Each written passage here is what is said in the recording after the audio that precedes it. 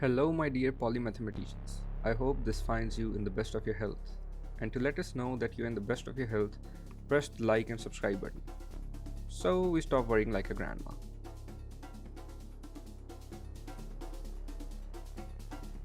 Rockstar just released the trailer for the next GTA, and I'm sure it's got us all very excited. And I, for one, am wiggling and giggling, and can't wait to get my hands on the copy of the game, so I can say goodbye to my social life. So, with the release of this trailer, I thought it might be a good idea to remind ourselves why we are so excited for the new GTA. When you hear the words Grand Theft Auto, your mind automatically pictures Tommy Vercetti, CJ, Franklin, Michael, and Trevor, instead of its namesake Felony. That's the mark of a great game series.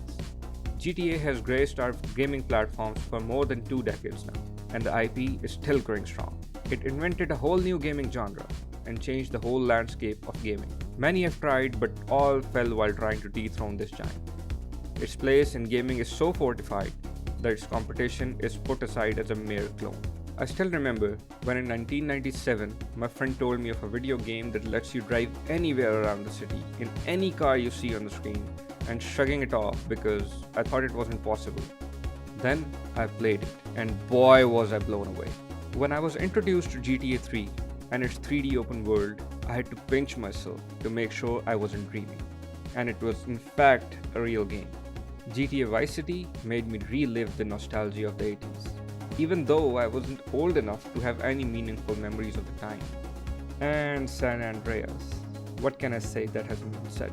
GTA 4 gave me a story I will never forget. And Nico is the reason for my Slavic gangster phase.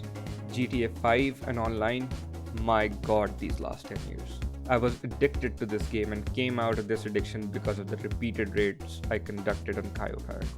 Every new entry in the series shattered your expectations it built in the last one, and never failed to impress.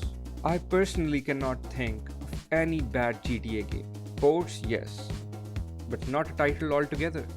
So naturally, we're all anxious to get our minds blown away, and I'm sure we are in for a treat. But we also need to be mindful of the general state of games being released these days. Many other games have gotten us excited only to break our hearts when they finally released. Rockstar was one of the last companies I could trust to sell me a finished and polished experience. But lately, they too have fallen prey to this pattern as well. The messy state of GTA Trilogy needs no refresher because it's still a mess. Is it? I don't know. I stopped playing it because I was too disappointed. Red Dead Redemption 1 was released recently, and the effort they put into it left a lot to be desired. Mobile releases were outsourced to smaller developers that failed to catch the soul of their PC and console counterparts. Moreover, the key people at Rockstar who made GTA what it is and what we love have left, like the former president of Rockstar North, Leslie Benzies, former vice president of creativity, Dan Houser, former writer, director, and producer Laszlo Jones, and finally, a senior writer at Rockstar, Michael Unsworth. The change in the political and social climate versus the game's theme is also something to look out for. I don't know why, but people have lost the ability to take a joke as a joke. There are far too many no-go areas in comedy and satire. GTA to its core is a parody of American popular culture, and many of the jokes in the previous entry have not aged very well. Maybe the change in leadership might bring a change in tone of the game, but we have to wait and see if that's for the better or not. GTA is GTA because of its controversies, and if the game is mellowed down, it wouldn't be worthy of the name. GTA Online and GTA Plus have changed Rockstar. Although, the introduction of Shark Cards made the game accessible to so many people by enabling Rockstar to release DLCs free of charge. It also encouraged them to test their luck by seeing what they can lock behind a paywall and get away with. This led us to the introduction of GTA Plus subscription service, and now Rockstar and Take-Two have adopted the way of EA. GTA 5 is one of the best-selling entertainment products, and what we have to realize is that it didn't only raise our expectations as a game, but also raised the expectations of the investors as a product. And it is next to impossible to strike a balance between keeping the consumer happy while also meeting investor expectations. It wouldn't be wrong to say that wolves have tasted the blood, and now there's no going back for them.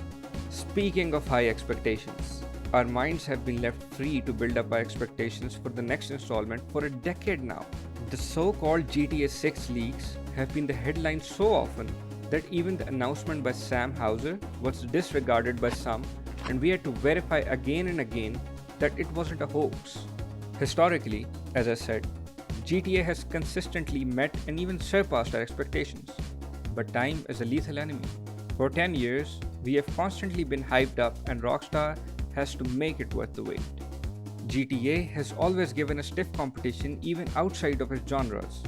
The fans of car and bike racing games found a compelling list of vehicles to choose from and raced to their heart's content.